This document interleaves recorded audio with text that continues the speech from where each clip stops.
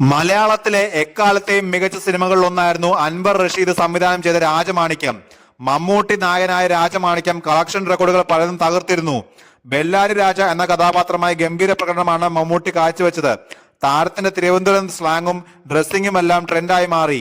രാജമാണിക്യം ആദ്യം സംവിധാനം ചെയ്യേണ്ടിയിരുന്നത് രഞ്ജിത്ത് ആയിരുന്നു എന്ന് പറയുകയാണ് കോസ്റ്റ്യൂം ഡിസൈനർ SP സതീഷ്. സാധാരണ സിനിമ പോലെ ചെയ്യാനായിരുന്നു ആദ്യം വിചാരിച്ചതെന്നും ബെല്ലാരി രാജയ്ക്ക് ഇപ്പോൾ കാണുന്നത് പോലെയുള്ള കളർഫുൾ വസ്ത്രങ്ങളൊന്നും ഇല്ലായിരുന്നു എന്നും സതീഷ് പറഞ്ഞു. ഷൂട്ട് തുടങ്ങാൻ 2 ആഴ്ച ബാക്കിയുള്ളപ്പോഴായിരുന്നു രഞ്ജിത്ത് പിന്മാറിയതെന്നും ആ സമയത്ത് രഞ്ജിത്തിന്റെ അസോസിയേറ്റ് ആയിരുന്ന അൻവർ റഷീദ് സംവിധാനം ചെയ്യാമെന്നതിലേക്ക് എത്തുകയായിരുന്നെന്നും സതീഷ് പറഞ്ഞു. ഒരു ഓൺലൈൻ മാധ്യമത്തിന് നൽകിയ അഭിമുഖത്തിലാണ് സതീഷ് ഇക്കാര്യം പറഞ്ഞത്. രാജമാണിക്യം ഇത്രയും കളറാവാൻ കാരണം മമ്മൂക്കയാണ്. ആ സിനിമ ആദ്യം സംവിധാനം ചെയ്യാനിരുന്നത് രഞ്ജിത്തായിരുന്നു. ബെല്ലാരി രാജയ്ക്ക് ഇപ്പോൾ കാണുന്നത് പോലെ കളർഫുൾ കോസ്റ്റ്യൂം ഒന്നും ഉണ്ടായിരുന്നില്ല. വെള്ള മുണ്ടും ജുബായും മതിയെന്നാണ് രഞ്ജിത്ത് എന്നോട് പറഞ്ഞത്. കണ്ടാൽ ഒരു